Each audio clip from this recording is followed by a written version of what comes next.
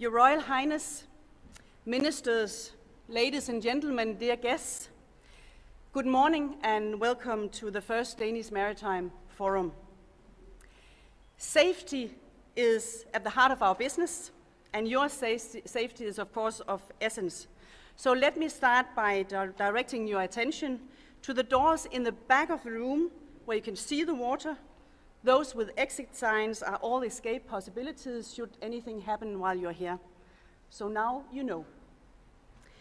As chairman of the organizing committee, it is my privilege to warmly welcome all of you to Copenhagen. I have to say that it fills me with great pleasure and humbleness to see that so many important and influential people found it worthwhile to travel from more than 30 countries to Denmark to work together with one common goal, to find new solutions to some of the challenges that we all face in the years to come as an industry and as part of societies around the world. You may have asked yourself, why did we make this event when the world is full of high-quality industry events where some of the same themes are on the agenda? Well, we launched this Maritime Forum because we believe that we have a shared responsibility to shape the future of the industry, but also because we wanted to use a different approach to target the challenges and find the answers. That is why the Danish Maritime Forum is not a classic conference. It is rather unusual in at least two ways. Firstly, you are not situated in a traditional conference facility in a large hotel at the center of Copenhagen, but in this rather remote setting in a developing area of Copenhagen Port. Well, just in case you didn't notice when you arrived. We hope that this environment will act as the creative setting for today. And secondly, you are invited, but we actually rely on you to do most of the work. You will, in other words, all be put to hard work in a collaborative way in order to create tangible outcomes before you leave Copenhagen again. I hope and trust that you will also find it inspirational. The question we are going to work on for the next 30 hours is, how do we together unleash the full potential of the maritime industry of tomorrow? The answers lies within all of you, in our heads combined, so to speak. It is our hope that we, throughout the next 2 days, will be able to use your collective knowledge and experience to answer this question to the benefit of the industry, of people all over the world who are dependent on world trade, growth and development in an economic and sustainable manner. With these few words of welcome, I will hand over the floor to Mr. Luebkeman, who is our host during the whole event. Enjoy, and Mr. Luebkeman. Thank you. Thank you so much. Good morning, everybody. I'll try that again. Good morning, everybody. That's great. Fantastic. The next couple days are really going to be about collaboration and conversation. You started brilliantly this morning over here conversing loudly, and we want you to continue that as we continue with the group work later. What an incredible place we're in. When was the last time you had a meeting in a warehouse? Did anyone have a meeting in a warehouse last week? There's one. That's good. There's someone with their feet or fingers in the industry. But it's quite phenomenal when you look at where we are at that cusp between the ocean, that lifeblood of the world, and the capital city. Right at that cusp in between. For those who use everything, whose lives depend on you and don't really know you even exist. Because in the perfect world, maybe they don't unless something goes wrong, right? And hopefully at the end of this, we'll change that a little bit. The context of our world is changing. The depth of the challenges now require a collaboration and cooperation on an unprecedented scale. You know this. And I believe that this is why you are here. It's why I agreed to come here and do this. My name is Luebkeman. My day job is a director for global foresight, research and innovation at the global engineering firm of Arup. My team put together these cards, which are all in your welcome pack, as I became aware of the critical nature of our oceans a few years ago, and we put some research together. I hope you enjoy them to create conversations. It was a firm founded by a Dane, but now it's headquartered in London. I'm going to be your host and part guide during your journey for the next 30 hours. You think of me as something in between a sheepdog, a Himalayan Sherpa, and the guy with the microphone on the big red bus in the city. We have a lot to do. You're action-oriented people, so let's begin. The Danish Maritime Forum will be opened by a man who is not here out of duty, but rather due to a passionate belief in the mission of the Forum and a very deep love of the ocean. His Royal Highness Crown Prince Frederik of Denmark is well acquainted with the maritime world, having both served an officer of the Danish Navy and as an avid competitive sailor. I understand he just won a very prestigious regatta, Saint-Tropez. Is this correct, I believe, sir? It's a TP-52. It's about a 50-foot. For me, for many of you, that's like a tiny little piddling boat, right? For me, that's huge. Just last week. So, Your Highness, it is an absolute honor and a pleasure to welcome you to the stage.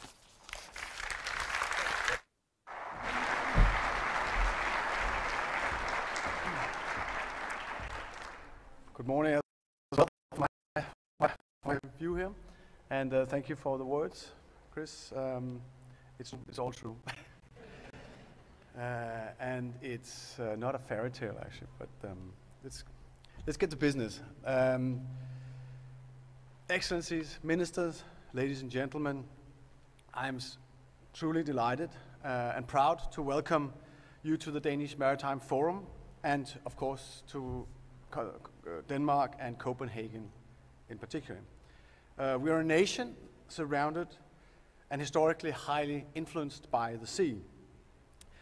Every year around 30,000 ships pass through the waters, the straits of Øresund, the sound out behind you.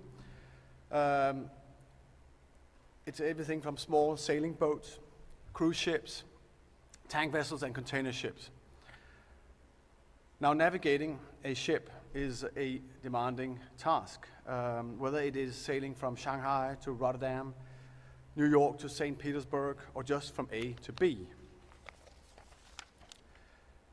You not only need a functional ship and good equipment, you need a skilled crew, a crew that knows how to cooperate, and as many crews today are composed of different nationalities, you need good cross-cultural cooperation and understanding. The Danish Maritime Forum will challenge you all to work together across nationalities, across cultures, and across different business backgrounds to find new solutions.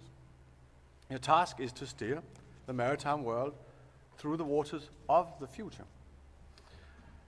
Now, as a sailor, I would like to offer you a piece of advice. When navigating the seas, a good starting point is always to ask yourself the same questions that sailors have asked themselves since the dawn of man. Where am I? Where do I want to go? And how do I get there? The maritime industry plays an essential role both for the global economy at large and for the well-being of people around the globe. So finding the answers to these questions is important. In Denmark, the maritime world has always and continues to play an important role. First of all, this is true in economic terms. Danish maritime companies account for almost a quarter of Danish exports and almost 9% of the overall production in Denmark. And it is equally true in cultural and geographical terms. Our everyday lives have been shaped by the sea through generations. Though we're small in size, Denmark has a coastline of more than 7,000 kilometers. No matter where you go in Denmark during these the maritime days, you will not be more than 50 kilometers away from shore. So as a consequence of that, we all grew up with what we like to call salt water in our blood. From ship's boy to captain to king, Dane after Dane has been drawn by the sea and the promise of new adventures, possibilities, and prosperity. This has ensured Denmark a long, enduring tradition for sailing the seven seas.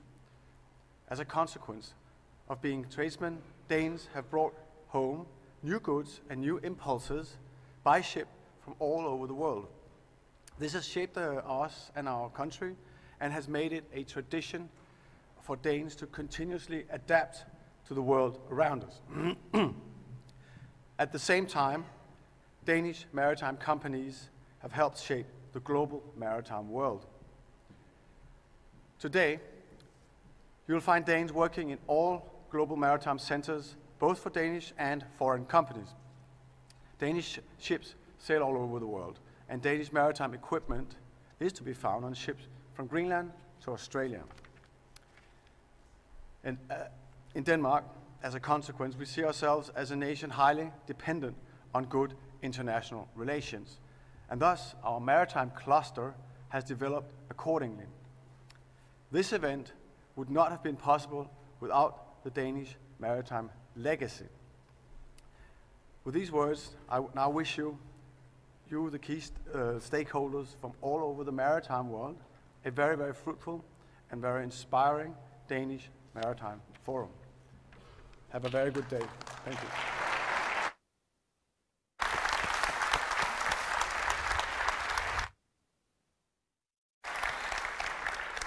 Many thanks, Your Highness. I think these are three fantastic questions. Where are we? Where do we want to go? And how will we get there? As any captain of any crew knows, those are what you have to know and where we want to go. And this is a question for us. Where do we want to go? Where do we want this industry to be standing a decade from now, 15 years from now? We're now going to welcome to the stage Henrik Sass Larsen, who is Minister of Business and Growth here in Denmark. Most of you, especially the Danes, will know he's not afraid of tough conversations.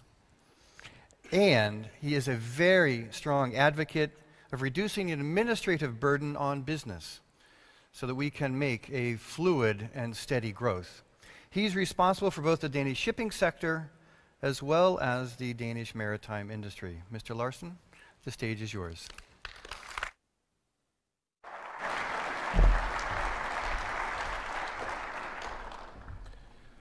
Thank you very much.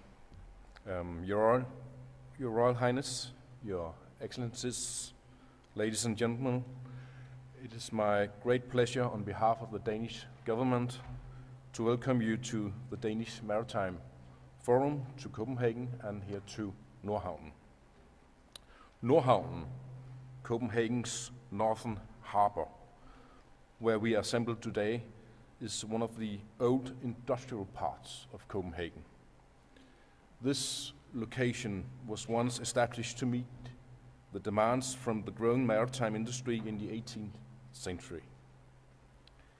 At that time, globalization was set in motion and goods from all over the world were brought to Denmark by ships. Nordhavnen has ever since seized the opportunities of the maritime industry and as such established its industry, container terminals, warehouses, and ships, of course.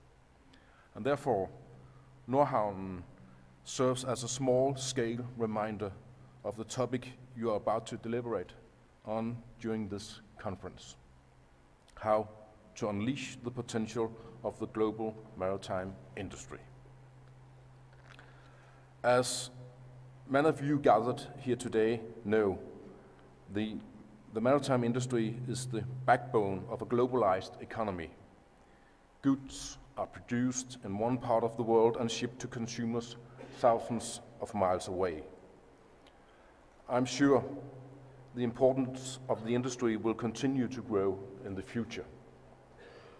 The United Nations predicts that within the next 10 years, the total population of the world will rise with 1 billion. At the same time, economic growth, not at least in emerging markets, is expected to increase. With an increasing population and rise of new economies, world trade must grow significantly, and demand for seaborne trade is expected to progress with it. And as a result, I think the industry will need more and bigger ships, and we will need massive investments in ports and other infrastructure. As I see it, this highlights three issues of crucial importance to the future of the maritime industry. First, we must safeguard open markets for international shipping, which are important to secure an efficient maritime sector. Access to efficient transport at sea is vital for the global economy and labor. This is fundamental for preserving easy access and distribution of food, goods, and energy for the world's population. We need global regulations to prevent national protectionism and technical trade barriers. And secondly, we must put smart global regulation in place for the shipping industry. As I see smart regulation, focus should be on setting targets and conditions for the industry, while businesses should be given room and flexibility to come up with innovative and efficient solutions. This includes coming up with innovative ideas for easing a captain's workload or creating ship designs that are energy efficient.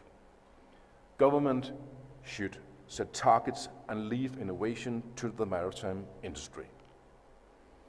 And then third, skilled people with the right competences have to support the industry. It is the men and women on board ships in the maritime companies ashore that holds the future of the maritime industry in their hands. Our young people should understand that a job offered in the maritime sector is an entry ticket to a unique position. We must hence raise the public profile of the maritime industry. One of the traditional trademarks of Danish seafarers and maritime companies is their ability to seize new opportunities and see the potential in new technologies, both when it comes to developing the next generation of sustainable maritime solutions, such as Maersk's Triple-E vessels, and when it comes to exploring new shipping markets like the Arctic. This willingness to be innovative and set new directions by picking up and using impulses from all over the world is what has been the inspiration for us when we created Danish Maritime Days. Having assembled the world's maritime decision makers, we strongly wish to combine international knowledge, enthusiasm, and abilities. In this way, we can come up with solutions to the industry's future challenges. Our ambitions are high, and our goal is to inspire concrete actions to ensure future growth in the global maritime sector. Only by working together can we unleash the full potential of the industry. I wish you all a good and innovative forum.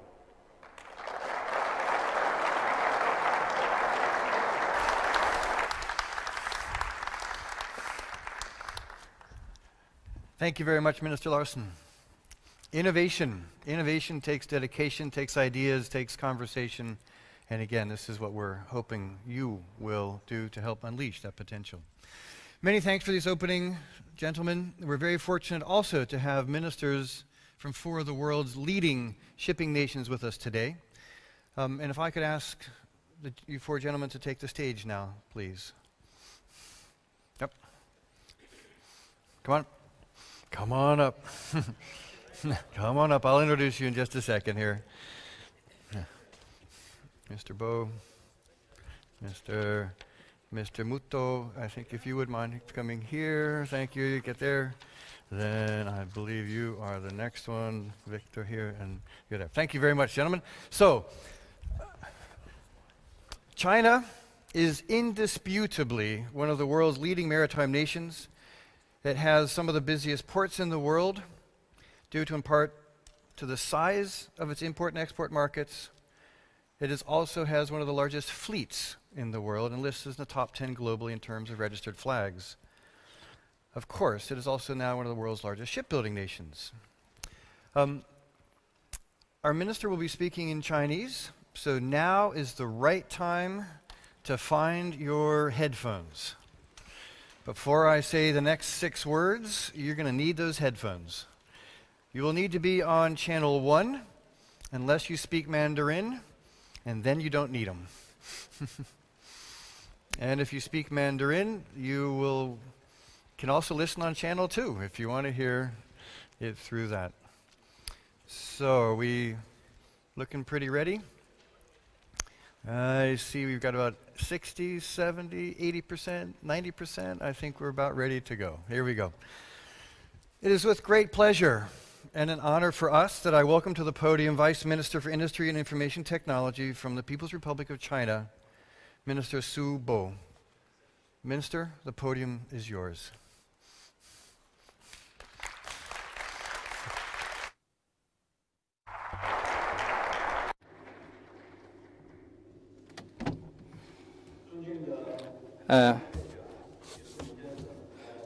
Your Royal Highness Crown Prince Frederick, Excellencies, distinguished delegates, ladies and gentlemen, it's my great pleasure to participate the forum. The forum is we have assembled all the best minds, best heads from all over the world. So we hope that we get a fruitful discussion and exchange of opinions. It has importance for the future development of maritime industry of the world. We salute you and wish you great success. Great transportation of goods and services around the world. It's about 85% of the goods transportation was carried by the sea shipping. Despite all the complex elements of our development of our world and also periodical movements, but on the whole, we can see on the whole that the global development is increasing. And we are hopeful for the development in the near future. Our development in China is stable. 2013 in China, the GDP is 5,600 billion yuan. And it's about 7.7% increasement than last year. And the industry, shipping industry is about 7.6. GDP is about 7.4%. In industrial increasement growth is 8.8%. And on the whole, the Chinese economy is developing steadily. In the last years, the shipping industry and maritime industry is also developing very fastly. The market share is on the world top list. 2013, the shipping completion 4,500. We have all the holding orders increased. We have the market share is about 41%. And 47% and 45% of the market share of the different industries. We have also now have independent, strong enterprises and also innovation and research. We try to reach the international standard of shipping building, including the ship tanks, container ships, and liquid gas ships, and also deep water explore vessels, deep water engineering vessels, and they have been acknowledged by the international community. We have get some breakthrough in ship building and ship equipment production. We have reached our goals of 15 years ago.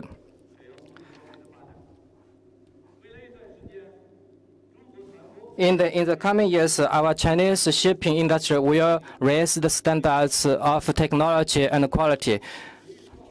we will also educate, develop competitive enterprises of international scale and deepen our cooperation with international partners and we come to a new level for development of maritime technologies.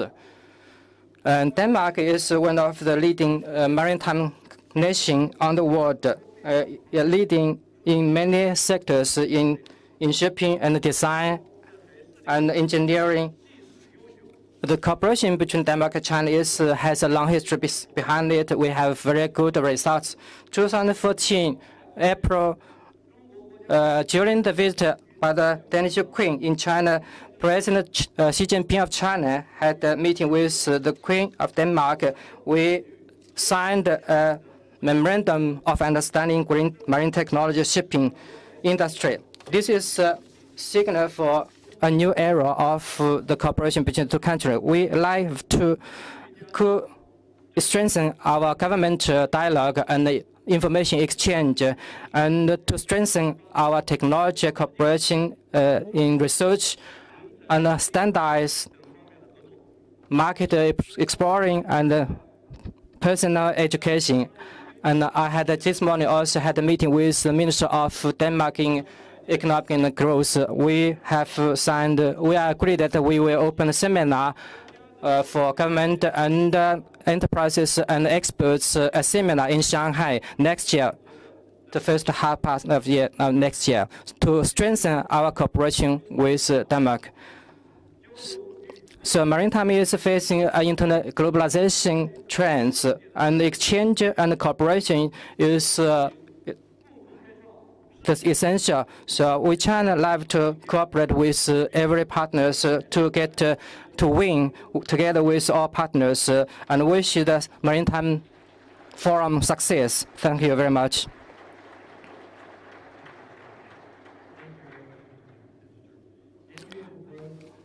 Progress and international cooperation is the key to our innovative success.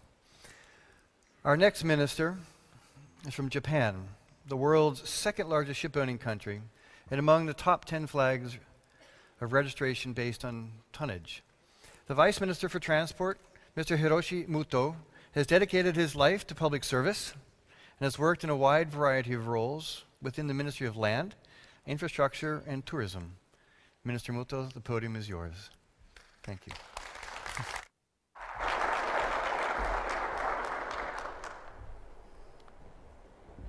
Your Royal Highness, the Crown Prince, and Excellencies, okay?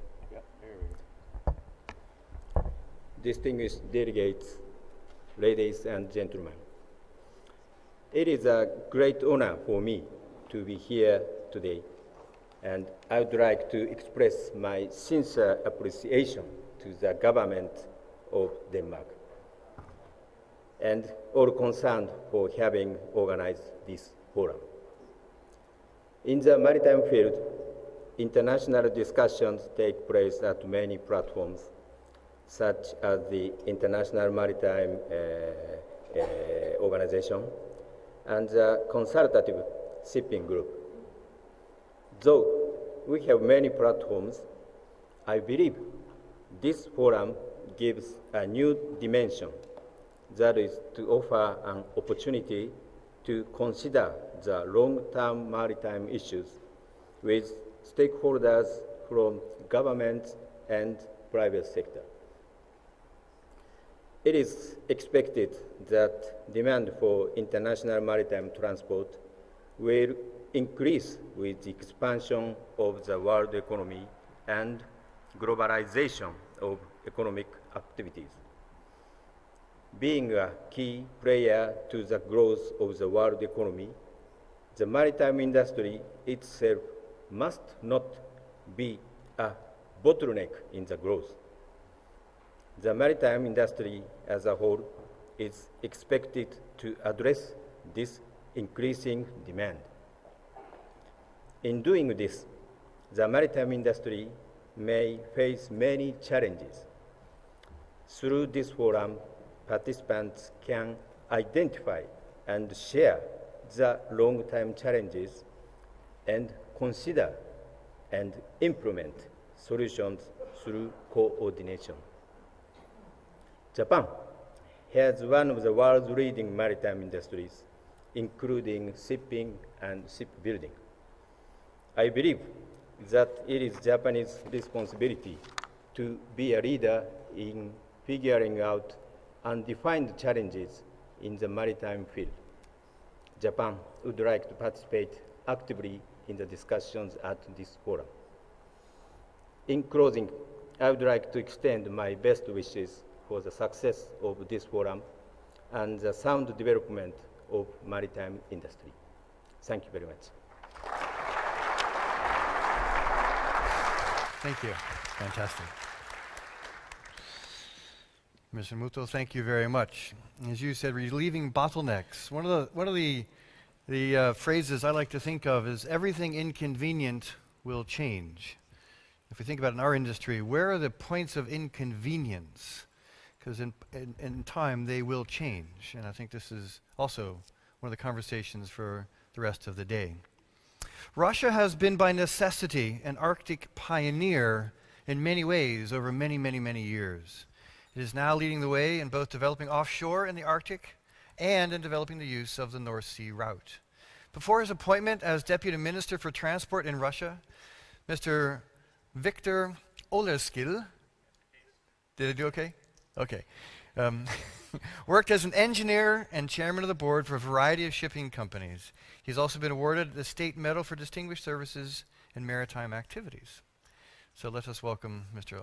Olersky. The podium is yours.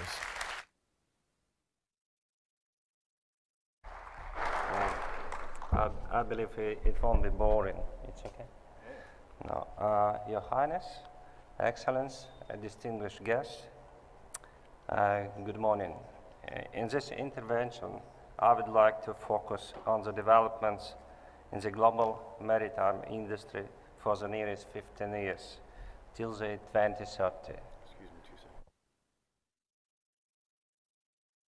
seconds. It is obvious that global maritime transportation will remain the main and principal way to deliver cargoes between continents and countries. It will remain the most cost-efficient and environmentally friendly one. The trend will definitely prevail to increase requirements for the ships and shipping companies in terms of safety of navigation and maritime environment protection, both nationally and internationally. On today's agenda, we have the requirements aimed at safety of navigation and environment. The most present-day outstanding issue is the measures to prevent air pollution from ships, requirements for the ship fuel and relevant ship equipment, requirements for the ballast water management, requirements for the ship's crew, safe navigation, and extreme polar waters. The main, and as we see it, the only regulator in these above matters shall be the International Maritime Organization. Measures developed by IMO shall be of global, comprehensive, and feasible nature. I'm sorry to say that existing practice of making regulation does not always bring about the desired results, unfortunately. Thus, the decision made in 2008 on Tier 3 limits of nitrogen oxides emission from the ship into the air are not seen as a practicable because of insufficient relevant technologies available. Sulfur content limitation in ship fuel to be introduced on the Baltic Sea in January 2015 will, as seen by some experts, may divert cargoes to the road transportation, but let's see. Because of considerable increase up to 30, some experts consider 50% of the cost of the ship fuel. It's doubtful that by 2020 there will be enough low sulfur ship fuel available. By 2020, if you remember, ship fuel sulfur content shall not exceed 0.5 globally.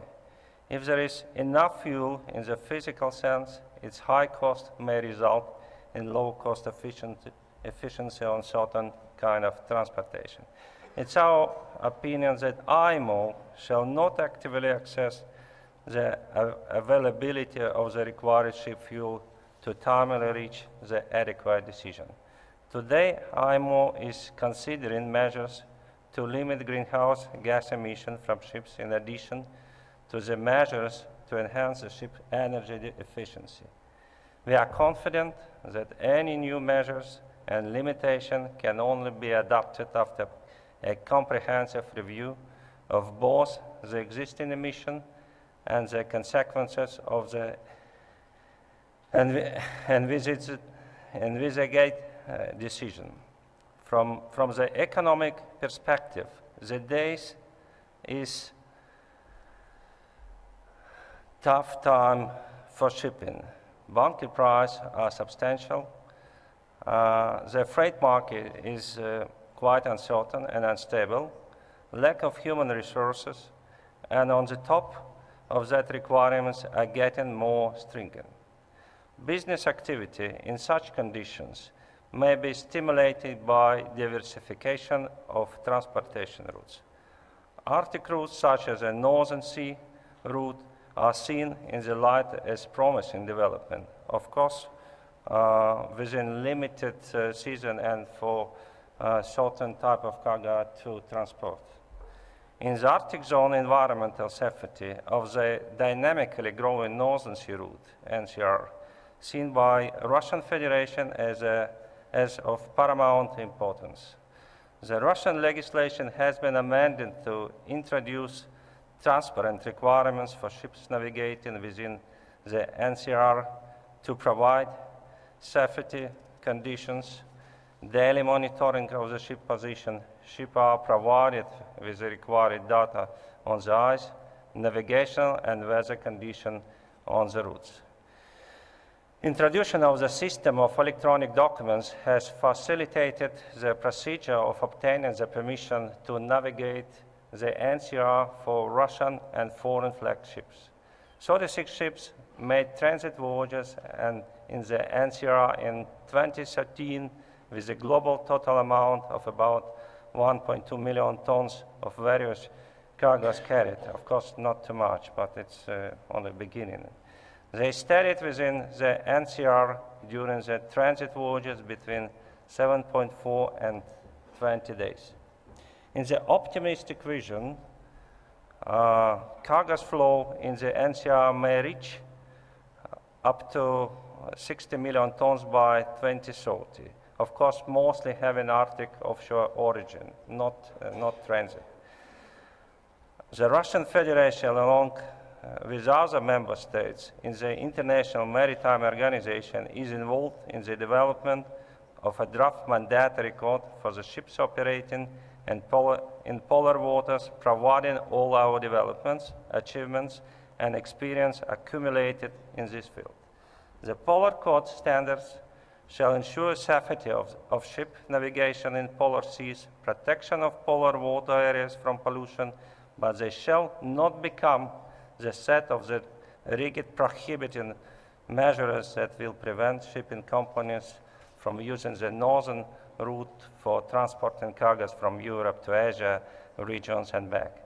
Some countries make proposals to limit the shipping by introducing the unfeasible requirements into the Polar Code, but this will destroy the advantages of the route. We think it's very important to make the Polar Code as an instrument encouraging safe shipping in the Arctic and not creating obstacles on this way.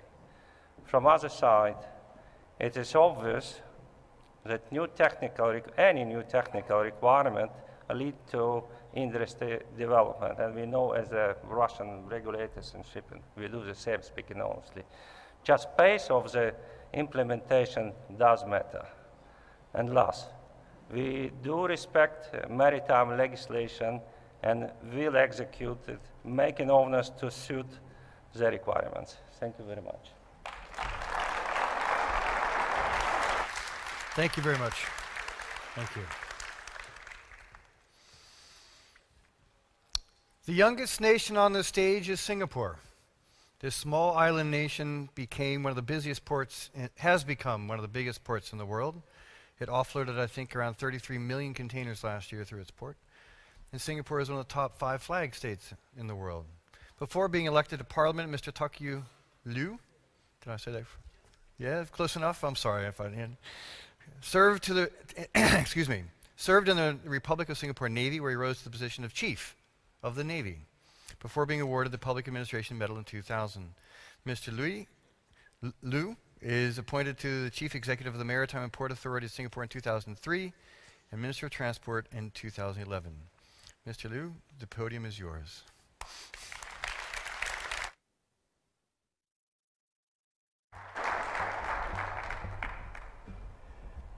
Your Royal Highness, fellow ministers, distinguished delegates, very good morning to you. And first of all, let me say how delighted I am to be able to join you here at the inaugural Danish Maritime Forum. Denmark is a nation with which Singapore has had great respect for over many, many years, and likewise for your maritime sector. You are globally prominent, globally competitive in so many different aspects, and we in Singapore have looked for a long time with admiration and with deep respect to what you have done here. And this inaugural forum is no different, and you have assembled an all-star team, if I may put it that way, and you know, to really unleash the potential of the global maritime industry is really to put all these fine brains and their experience to work. And if you can get them to knuckle down for the next 30 hours, I have no doubt that they will produce ideas and solutions that will surprise all of us. So it really is a great delight for me, and I'm humbled to be in your midst. There's so much for me to learn from you. Like Chris has said, I spent more than 20 years in the Navy. What I remember of the Navy is that in days of yore, our ships were made of wood, and the only steel was in the hearts of men.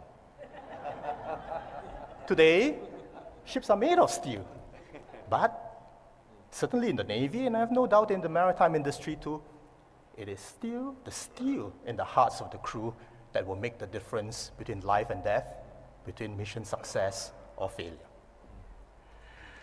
If I may continue from where my distinguished colleagues have left off, it's interesting that, you know, many of us on the panel are actually from Asia, so I suppose there's sort of an Asian team and an Asian interest in what Asia is doing.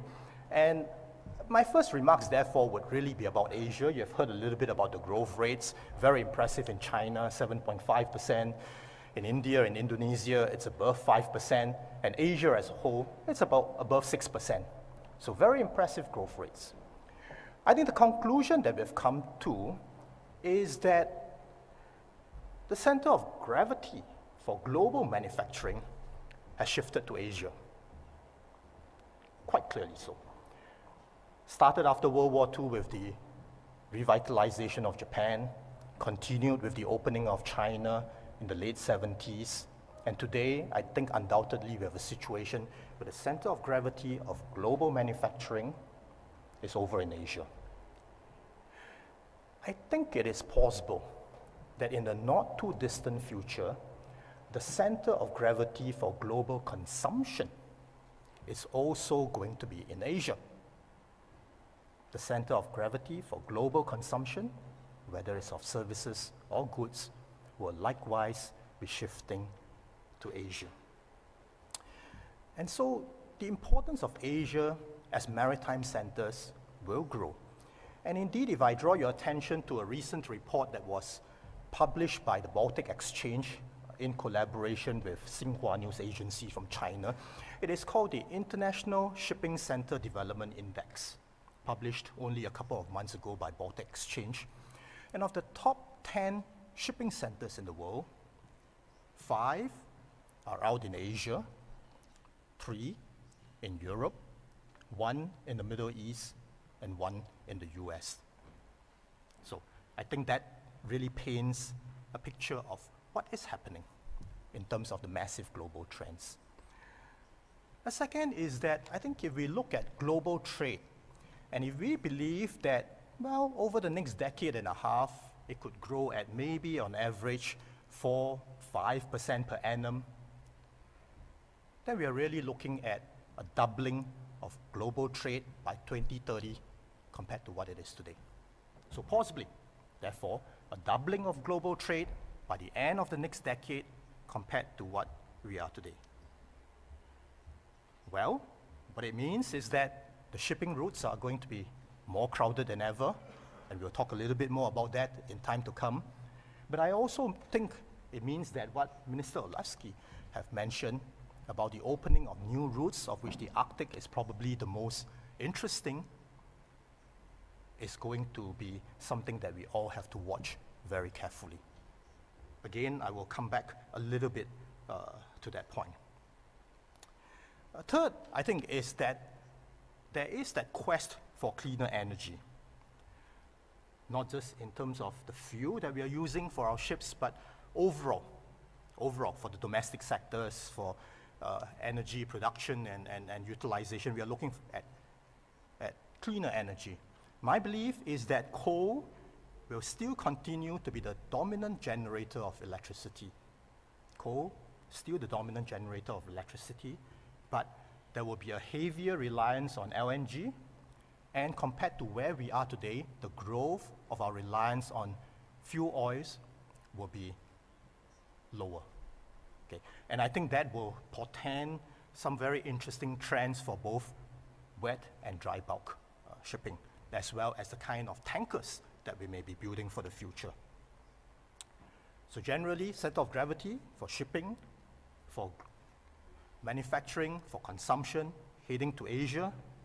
Global trade, I think we're optimistic, realistically, that it could grow at 3, 4, 5%, and therefore possibly doubling by the end of the next decade.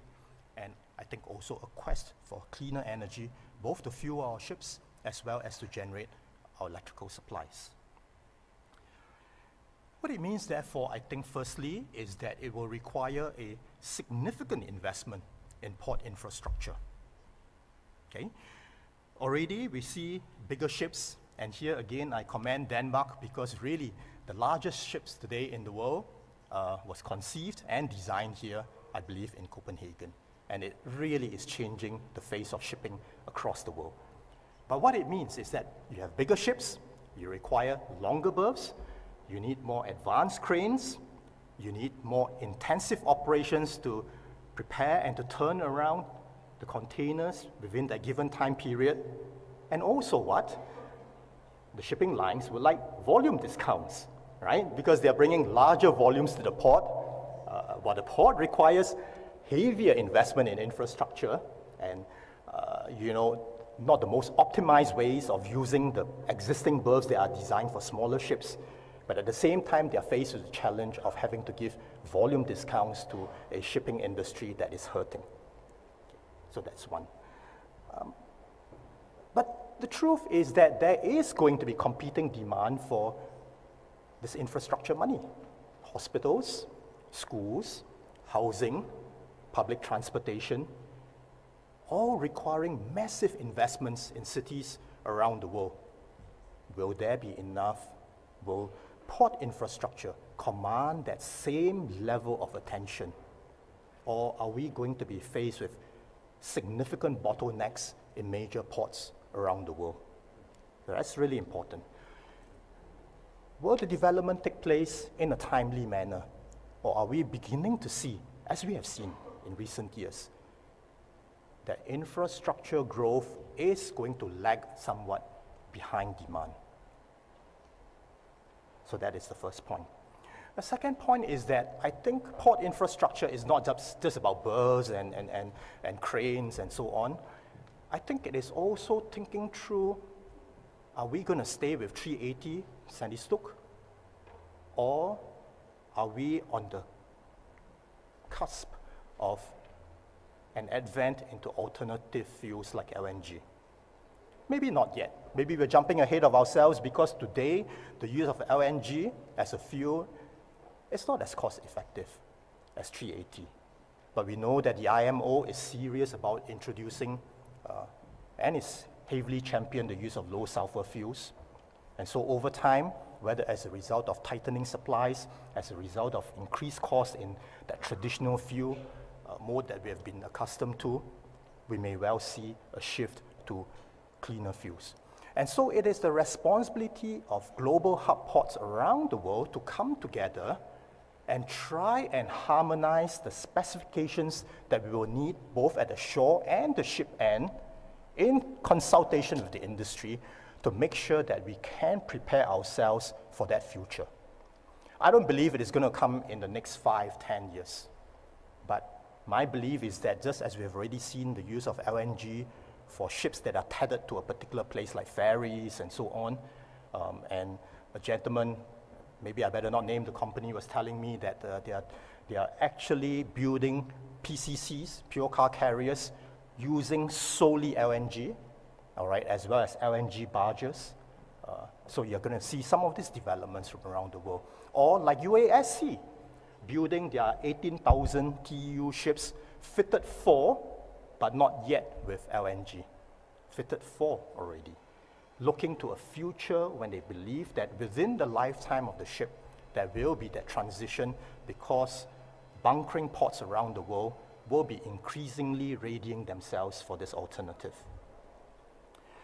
Third, I think ports will require a certain degree of technological advancements. Certainly in Singapore, we are heavily constrained by manpower, and we are putting massive investments into automated guided vehicles, remotely operated cranes, so that over time, we can significantly reduce the manpower that we would require to run a larger port. So port infrastructure in various ways, berths, refueling, technology and productivity drives. Well, I think the waterways are going to get more crowded, significantly so. Certainly around port waters, but even in heavily used straits like the Malacca and Singapore Straits. So therefore, we need greater attention to safety. And here, I think in the Arctic, we need to pay special attention because it is such an ecologically and environmentally sensitive area. We in shipping, I think, are used to unfettered and unhindered access across the 7 seas. We want the same to be for the Arctic. But the truth is that even as we advance on ship design with the Polar Code, do we not need to strengthen our processes in order to have safe shipping through the Arctic when that eventually takes place? For example, different shipping companies will make different risk assessments as to whether it is safe to use those waters. Can we allow that? Well, if I move us away from the maritime into the aviation world, we now know that maybe it was really a mistake for that aircraft to fly through Ukrainian airspace. But those decisions were made by the airlines to the best of their abilities based on information available. And we now know that in ICAO, there is a great rethink as to whether this should perpetuate. So likewise in shipping, across sensitive areas, even while we want to maintain unhindered and unfettered access, do we need to strengthen those processes? And who should call time on when we should stop sailing or start sailing through those waters? The next would be safe harbors.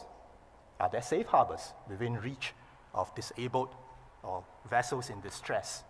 Or where do we position the contingency equipment in order to respond to a crisis in the most timely manner possible?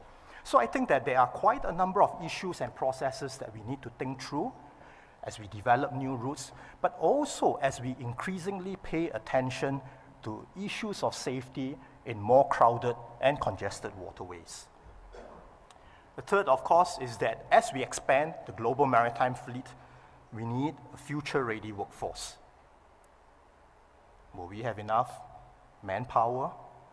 My Danish colleagues were telling me that even for a seafaring nation like Denmark, with its long and proud traditions, that it is increasingly difficult to find people to man Danish-flagged ships. I think it will be a global challenge in the not-too-distant future. And so, do we man the ships as we have always done? Is there room for robots working alongside a human crew in order to relieve some of that stress and workflow? I think it is important that we consider some of these possibilities going forward. I just want to end by giving you a brief idea of what it is that we are doing in Singapore to prepare for this eventuality. Firstly, we are growing the size of our port. We have a capacity today of about 35 million TEUs.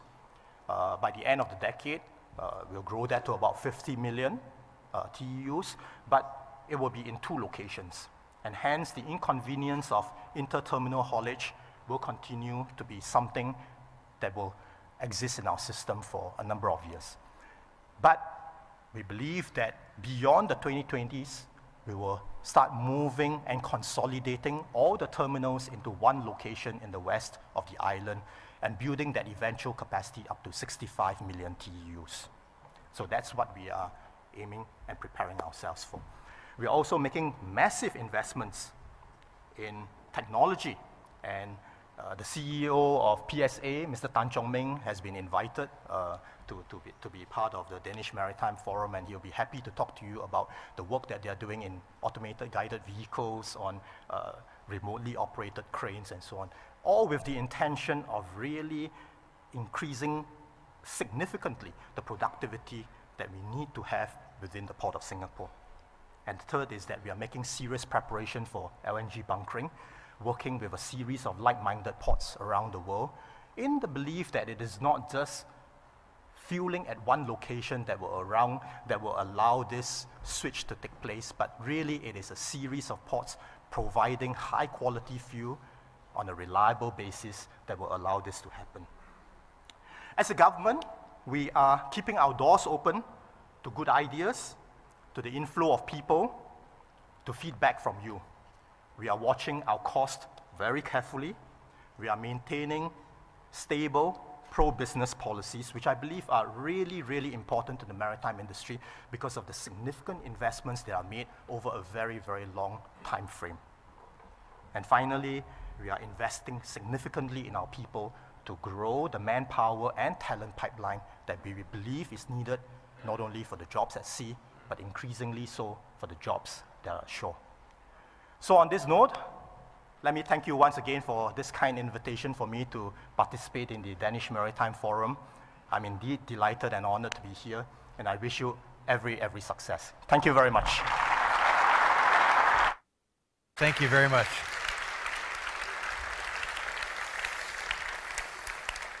So we have now heard from 4 of the largest shipping nations of the world, and we have another panel discussion before we unleash you this morning. So if I could invite the ministers to take your seats. Thank you so much. Let's give them another round of applause to say thank you so much.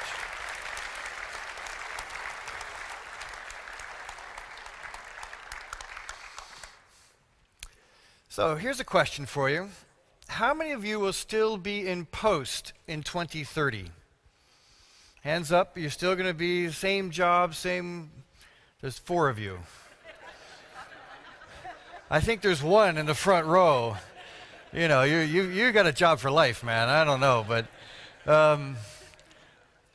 that's kind of a serious question. So how many, if you don't know if you're going to be in post, how many of you will be retired in 2030? All right, that's a few more people. How many of you have absolutely no clue what you're going to be doing in 2030? There we go. Yeah, the ministers didn't put their hands up, so I guess you're assuming you're going to be in. Anyway, but it's quite interesting, actually, when you think of 2030. It's not that far away, but it is far away. On one hand, it is the day after tomorrow. It is the world which our sons and daughters, cousins and nieces will be inheriting. We make the decisions in this room right now which will set the context for them, which is why this conversation is so crucial, that we help create that context for continued success. Because the world of 2030 will be a very different place. We're going to have 8 billion people, 8-something billion people. It's a lot more folks, actually. It's like adding Paris every day. If you think of the infrastructure required to steel the concrete, the food, the energy, to add another Paris every day, all those croissants, all that butter. right? That's a lot. And we're going to need 50%, 45% more energy, about 50% more food, and we have to do it by cutting our emissions, if you will, by about 50%. Otherwise, the Anthropocene will continue as it goes. So we have huge challenges ahead of us. We're going to be heading towards digital ubiquity, meaning that most everybody on the planet will never have known a telephone with a cord. It would have been normal that you could talk to somebody always, just like this. It's a very different world than what we were born into. A very different world. The Internet of Things, digital 3D printing. Perhaps 3D printers will be as ubiquitous as a power drill in a ship. Perhaps you're going to be able to print a replacement part on board while you're steaming. You don't need that supply depot anymore. All right, it's going to be a very, very different place. It's going to be very hard to imagine, actually. As was mentioned, the center of the world's economy has moved. It will continue to move, eastern. The circular economy will be in full swing. And it's projected that Saudi Arabia will no longer have oil to pump, known at the current rate and with the current known and expected discovered reserves. Now, it's hard to imagine a world where Saudi Arabia has run out of oil. These challenges could be overwhelming. For you in this room who are leading the world as we move into this context, there are parameters for business, parameters which we cannot ignore. Now we have two distinguished guests to help us round out the picture before we begin. I believe the best way to describe our first guest is a man with a crystal ball we all wish we could peer into. Mr. Nariman Behravesh, and I know I butchered your name, but Behravesh is the chief economist from the IHS and the man who is responsible for developing their economic outlooks. He is accompanied by another incredibly accomplished man, Mr. Gideon Rachman, who has been the Financial Times chief foreign affairs commentator since 2006. And both are regular Davos invitees and speakers. Gentlemen, if I could ask you to please take the stage. Let's welcome them to the stage.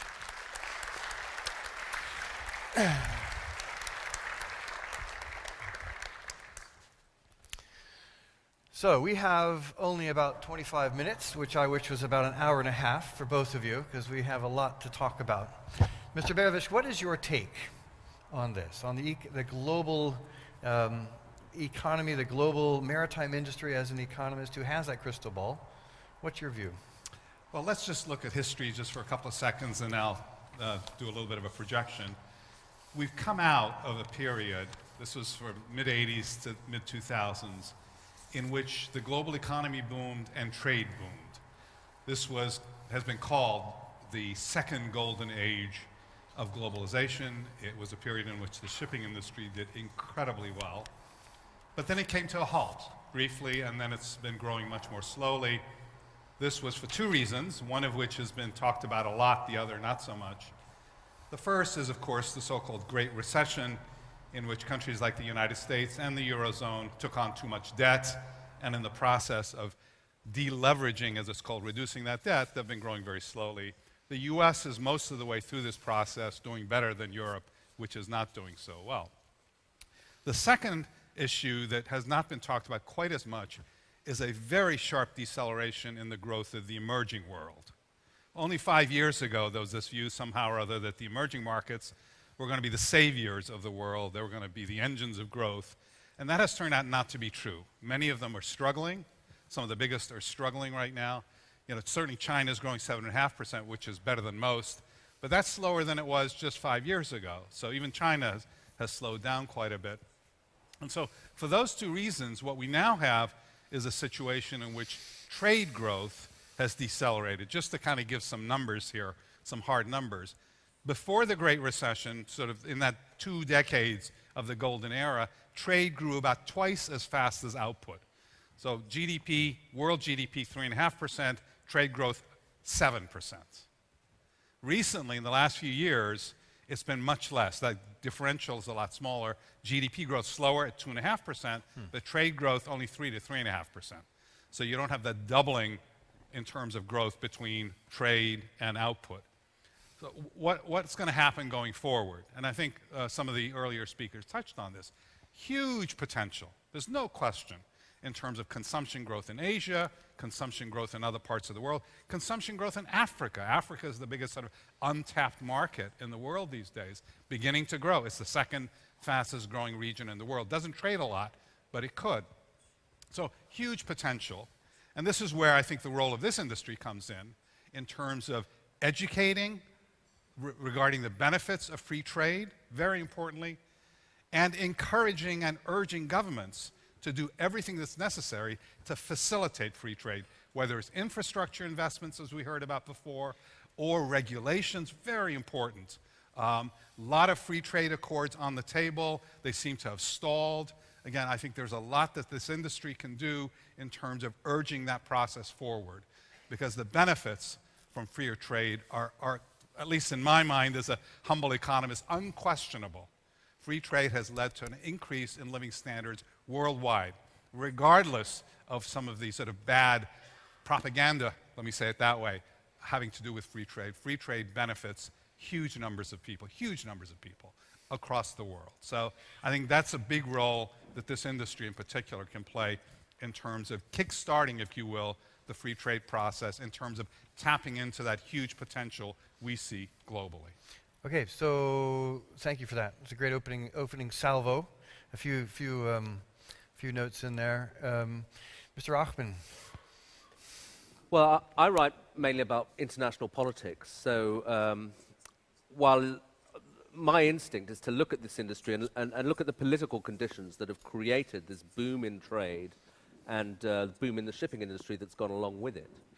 And I think it's something that we very often take for granted, but actually this boom required political change to make it possible. And if you just look at the panel that just preceded us, I mean, if you think back 25 years ago, or 30 years ago, to have a Chinese official on the platform, to have a Russian official on the platform, would have been, wouldn't have happened. Unthinkable, yeah. Absolutely. Unthinkable, yeah. And for that to happen, you had to have initially a political change. In China, you had Deng Xiaoping coming to power in the late 70s, reforming the economy domestically, but also opening it up.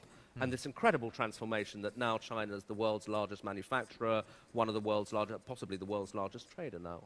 And similarly, Russia. Russia's now accepted a crucial part of the global economy, but also, obviously, thinking about events today and the confrontation between Russia and the West, perhaps reminds us that what politics has given us, politics can take away. And one of my concerns for globalization, but then obviously the implications are strong for the shipping industry, is what if this political conditions, international political conditions that made globalization possible change? And we've seen it begin to happen with Russia in a very direct way because of economic sanctions, so that, you know, I was just in Moscow, and obviously they're concerned about what's going to happen to the economy, and you're seeing little bits of trade. Mainly the sanctions are financial, but there's the Russian ban on imports of Western food, there's Western bans on exports of certain advanced technologies to Russia. Now, the hope, probably on both sides, is that this calms down and we get back to a situation where the sanctions are lifted. But looking at the politics of it, it's quite possible that it goes the other way, and that things get worse and you have more sanctions and so on. And there you have a country that's the 8th largest economy in the world beginning to be cut off from the global trading system. And again, you said the Asian composition of the panel told us something about the world economy. Well, again, I thought it was encouraging, actually, to see a Japanese and a Chinese minister sitting side by side. But, of course, their leaders haven't met in years. They may meet next month. But the situation between Japan and China, it's no secret, has been pretty tense. And this, again, is something that has very direct implications for the shipping industry, because the disputes in Asia are primarily about who controls the waters, whose territorial waters are the South China Sea, and, for example, or the East China Sea, where the Senkaku Diaoyu Islands are situated. And for the moment, these disputes, although there's a lot of talk about them in Asia, they haven't got out of hand, they haven't disrupted the operations of the shipping industry, but you could quite easily envisage a point where shipping lanes, something that one thought of, you know, protection of shipping lanes, almost sounds rather 19th century, but it's coming back as an issue. And just to conclude on that, well, a couple of points on that. I mean, Singapore, I was just thinking, the last time I was there, I really thought about this because I was staying in a lovely hotel overlooking the Strait of Malacca. And there you think, well, how much of China's oil comes through that strait? And if there was ever a disruption in the political relationship between China and the West, do these shipping lanes suddenly come into question? How does one handle that? And you asked initially, well, what role for the shipping industry? And one has to be modest about it. I mean, of course, to some extent, the shipping industry is a bystander. It has to take the political conditions that it's given and cope with those. But I also think that it can potentially be an important lobbyist because perhaps along with finance, maybe even more than finance, this is the industry of globalization par excellence. Absolutely. And it's one thing that, you know, it's an industry that ministers all over the world have to take very seriously. And maybe the shipping industry could become a lobbyist for settling these arguments, whether it's in Asia about sea lanes or the discussions we had about the Arctic, in as cooperative and law-governed fashion as possible. Because in the worst-case scenarios, you actually get navies clashing. It's quite close to that in Asia now. I think most people would want to avoid that. And if the shipping industry can, with its knowledge of maritime trade, can help push the parties towards cooperative international forums for settling these things, rather than doing it through brute force, that would be great. It's a really good point. I hadn't even thought about that. It's really fantastic. Both of you. So you mentioned educating and urging governments to think about free trade as in order for us to unleash the potential of the global maritime. That's number one. Do you have like one or two other things you'd say to this collective brain trust, think, do, trust, to unleash that potential? Well, I would say, just to kind of pick up on some of Gideon's themes here, is that we do have a lot of interesting free trade accords on the table. They've stalled for a variety of reasons. But this is an industry that's at the sort of the heart of that. It's, as Gideon was saying, the lifeblood, if you will, of the global economy in many respects. But it also is very influential. Unlike finance that you mentioned, it has a higher standing. You know, finance, unfortunately, forgive me for those of you who are from the finance industry, is in a bit of an ill repute these days. But shipping is not. Shipping is viewed by everyone as incredibly valuable. And that goodwill, that good standing, can be used to influence through lobbying, through other ways, the direction of some of these accords to encourage countries that have been a little, shall we say, reluctant to jump on board some of the free trade accords to do that. So I think there's a huge role, I think, that this industry, given its importance, given its credibility, given its standing, can play. I think what's happened is, in a sense, the easy stuff's behind us. We enjoyed that incredible ride of the 80s, 90s, and 2000s. Now comes the hard work, and I think everybody needs to sort of roll up their sleeves and buckle under and do some of that hard work in terms of influencing where things go. So that's... Yeah, because we're seeing a free trade is sort of, if you will, being squeezed exactly. on all sides, right? Exactly. And also politically it's being squeezed, all right? And so there's... Yeah, absolutely. I mean, I think that one of the themes that's emerging politically is this kind of long-awaited backlash against globalization. It didn't really happen after the Lehman Brothers crisis. A lot of people said, will trade start rolling back? And there was a little dent in it, but then it came back. And again, I come back to this theme of political change. I think we're having a delayed reaction in a lot of countries to the hard time that the West in particular has had economically. So that in Europe, really only now are you seeing the rise of nationalist, protectionist parties. But it is now happening. So that if you look at my own country, the United Kingdom Independence Party, which wants to pull the UK out of the EU, won the last European elections. Just across the channel, the Front National won the European elections. And here in Denmark, the Danish People's Party did very, very well. Now, I'm not saying all these parties are against free trade ipso facto, but they are nationalist parties who talk a discourse of protecting our own people first. And so that rise of nationalism is happening in Europe, and I would argue it's happening to an extent in Asia, again, not in a way that initially directly affects trade, but the discourse in both Japan and in China in some ways is quite nationalistic. And so one wonders whether if you have a political discourse that emphasizes our people, our country, and an international economic system that's really built around cooperation and trade, whether those things begin to clash a bit, and maybe, in a funny way, the clash between Russia and the West is a sign of where that tension point rises and globalization then begins to suffer.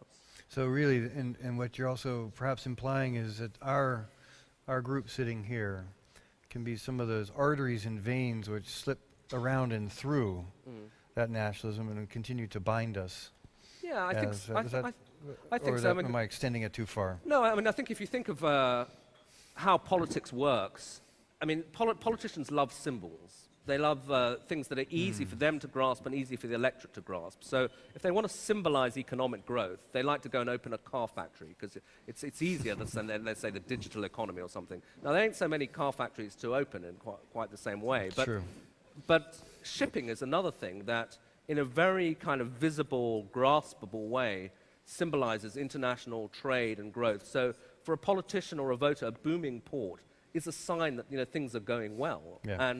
And I think that playing to that kind of imagery and telling people, look, this is what brings prosperity and jobs. It's not something to be frightened of. It tells you that your economy is doing well. Yeah, so perhaps that's the key we can use with politicians. Mr. Behravesh. Just add something there. I think despite, and I think Gideon's right in the sense of the risks in, say, Asia, in terms of the shipping lanes and so forth, but I think, maybe I'm the optimist here, that the saner sort of minds have prevailed a little bit, understanding that any damage to shipping, any damage to trade could do huge, huge damage to the economies in question, hurting the growth prospects for Japan, hurting the growth prospects in China.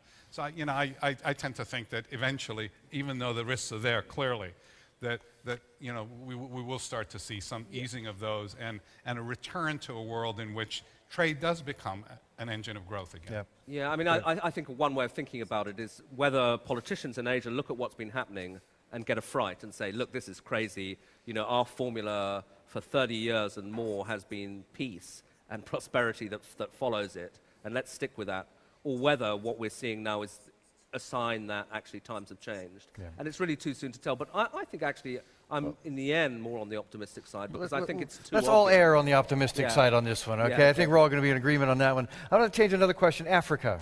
You came out there and said we've got a huge potential there. Unlocking the growth of Africa. What do we need to do? Well, I think a lot of it's up to the Africans themselves, obviously. Of course. But when we're talking about maritime, the potential here, in terms of maritime, what can we be doing? Huge. What's that potential? There's Africa, it's sort of in some ways at the crossroads, especially southern Africa. You look like ports like Durban and Cape Town and so forth. Huge potential there in terms of trade routes from the Atlantic to the Pacific and so on. So I think there's infrastructure, clearly we talked about before, very, very important consideration in terms of the government's investing in infrastructure. I don't think sort of free trade has been, or lack of free trade has been the issue, although Africa plays a very tiny role in world trade. I think it accounts for only 2 or 3% of world trade. So again, huge upside potential in terms of Africa. It is beginning to change, certainly in some industries more than others, raw materials obviously. Agriculture may be another huge upside for Africa. Somebody made the comment that Africa would just adopt current agricultural technologies available in the West. It could triple its food production. Right. That's really quite remarkable. I think it's supposed to be by 2030 $1 trillion industry. Yeah. So again, big upside here. It's moving in the right direction. As I mentioned, it is now the second fastest growing region in the world. So it's on its way, I would say. Gideon? Yeah, well, I mean, I think access to the sea actually is one of the crucial things that distinguishes those African countries that have good prospects and those that don't. If you talk to people who try to make distinctions, they say it's the landlocked countries that are really in trouble, and it's the ones with access to ports that are liable to do well. I mean, I think actually on this whole theme of is globalization breaking down and international cooperation, since you like optimism, let me give you an optimistic story. It's actually one of the most remarkable stories I know of international cooperation is the efforts to keep the sea lanes around Somalia and the Horn free, where piracy was becoming, and probably still is, a big issue. But there you've got a very unlikely collection of countries cooperating, from the Americans, the European Union, but also the Chinese were helping out, the Japanese were helping out, even the Iranians quietly were making sure that the shipping could keep flowing. And that was, I think, an encouraging sign that these countries realize that whatever their political differences on whatever it may be, Iranian nuclear program or anything else, they have a common interest in keeping trade and keeping shipping going.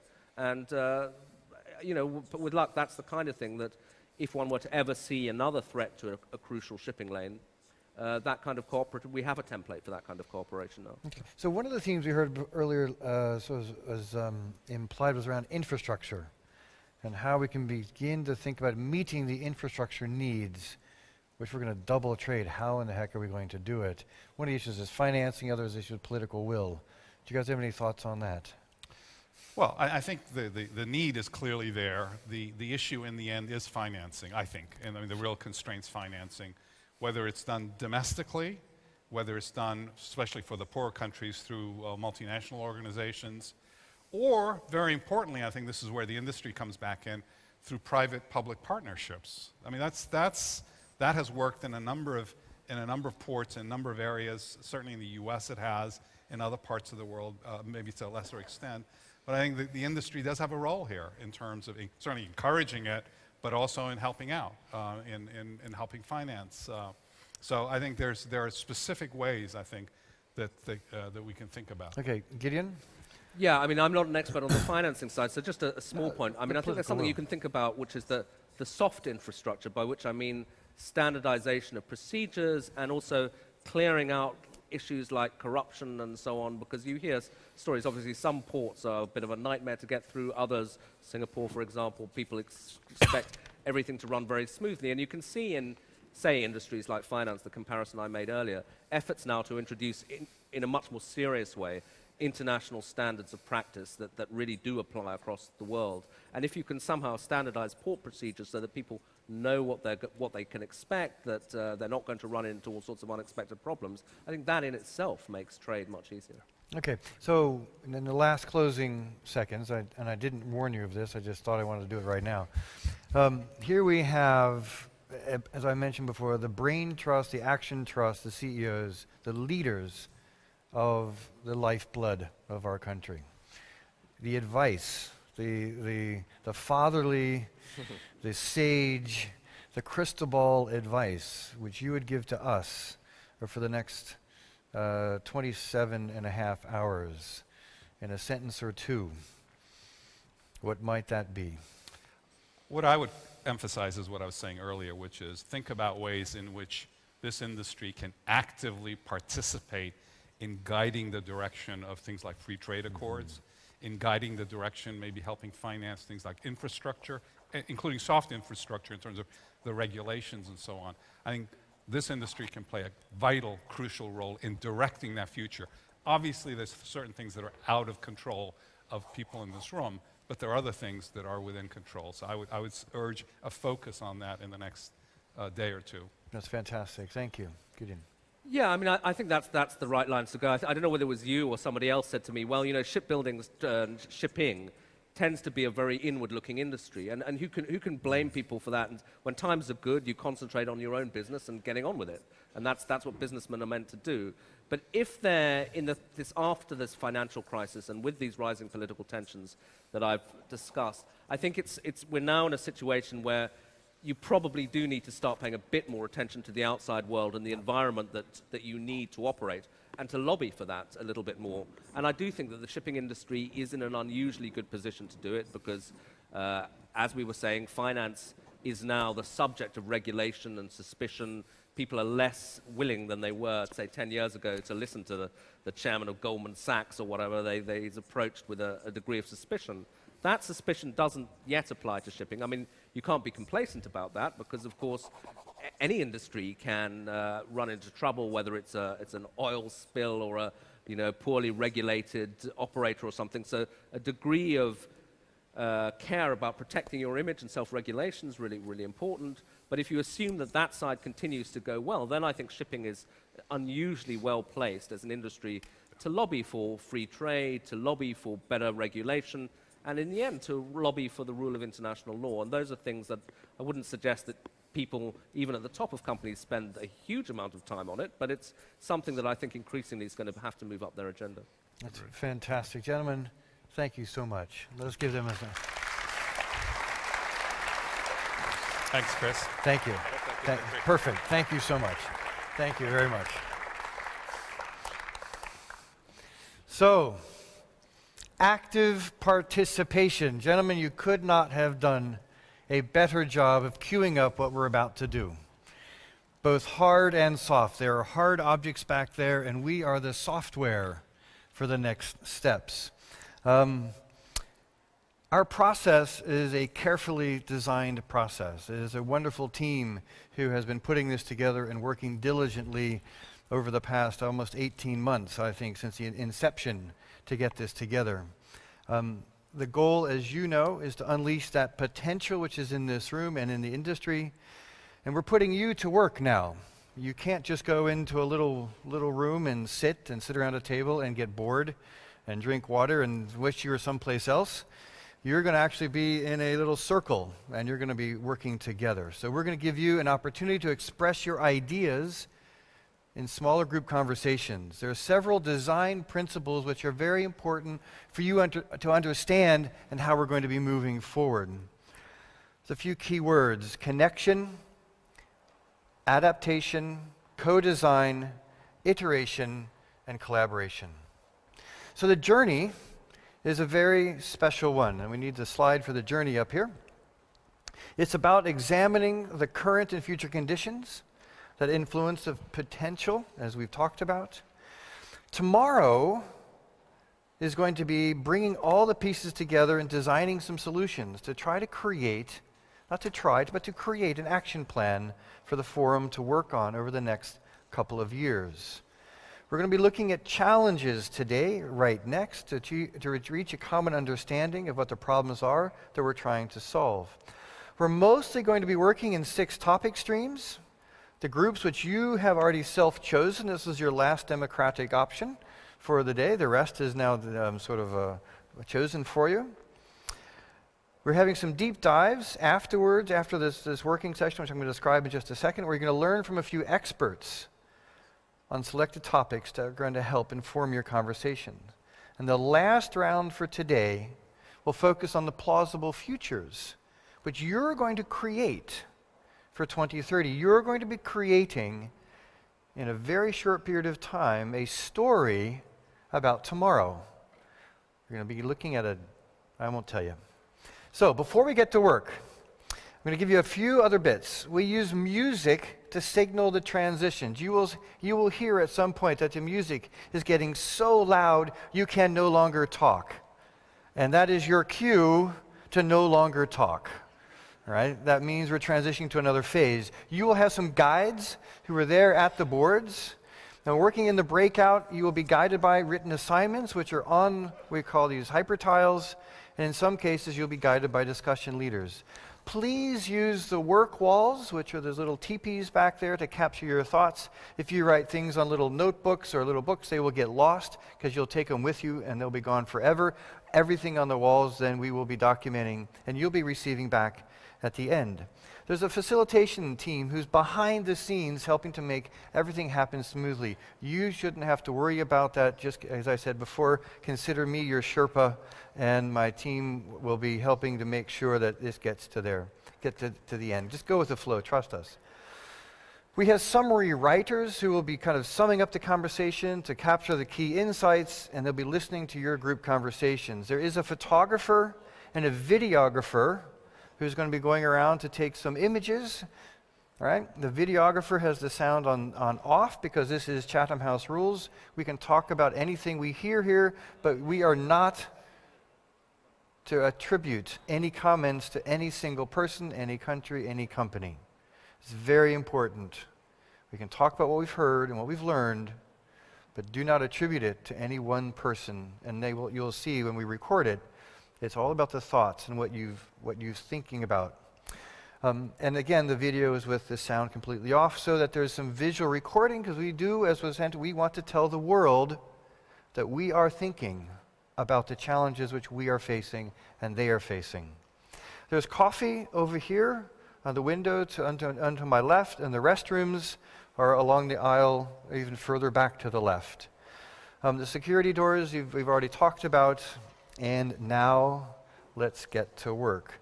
Do you have your little chits, your little coat tags? So remember, all of you self-declared, I need you to grab it now. All right, this is where I need you to hold it up and say, this is your lottery ticket. You've got your lottery ticket, all right, you've got that. You find it, this is that moment where everyone goes and scratches their head and says, uh-oh, I lost it. I put it in my back pocket and I'm sitting on it. But you are going to need it. Okay, the 6 themes that we have: meeting the transportation infrastructure needs of the future, financing growth in maritime industry, unlocking growth for Africa, workforce of tomorrow, sustainable growth, leveraging new technologies. Please, as you signed up, you'll see there's a number on your ticket. I'm belaboring this point only because there's going to be immediate chaos as soon as I say go. All of the boards back there have numbers, and you can see them. They're on the top. You'll need to take a look at your chit and go to the number board where you signed up, please. All right? Are we good? When the music starts coming up, right now, we're going to start going. You can have about 5 minutes to get some coffee, take a filter break, and then please, we're going to get started right away. All right, guys, girls, Highness, ministers, let's rock and roll.